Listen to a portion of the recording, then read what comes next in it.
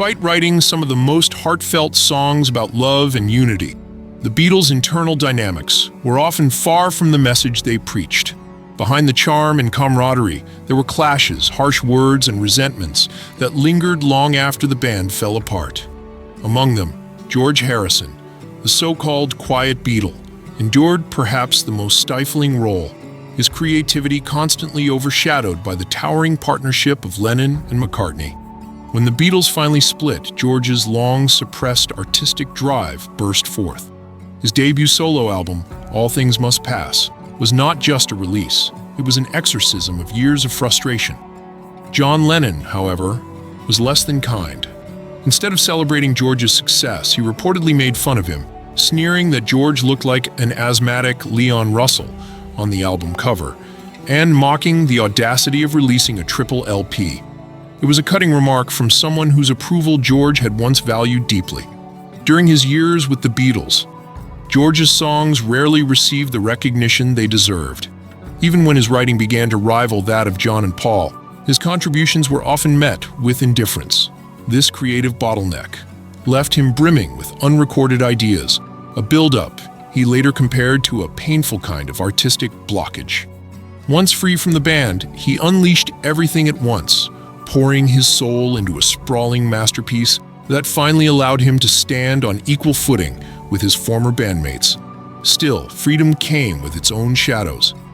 After years of feeling creatively dismissed, George was haunted by self-doubt. In a 1977 interview with Crawdaddy, he admitted that working on All Things Must Pass was both liberating and terrifying. He confessed that the Beatles' experience had left him musically paranoid, unsure whether his songs were any good. Surrounded by new collaborators in the studio, he often questioned his instincts. But each time he played a new song and saw genuine excitement in their reactions, his confidence began to return.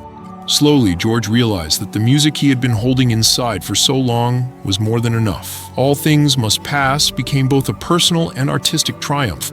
Songs like My Sweet Lord, Wah Wah, and What Is Life resonated deeply with listeners, propelling the album to massive commercial and critical success. It was a statement. George Harrison was no longer the quiet Beatle. He was his own voice, finally unrestrained. Even so, Lennon's negativity lingered. George later recalled how John had mocked the project's size and tone, unable to resist one more jab. Yet George had reached a point where it no longer mattered. He told Crawdaddy that he had stopped caring what others thought, success or failure. He would carry on for his own peace of mind. What truly mattered was the integrity of the music and the joy of creating it. That sense of joy after years of being silenced filled every note of All Things Must Pass. I knew before I started that it was going to be a good album, George said later.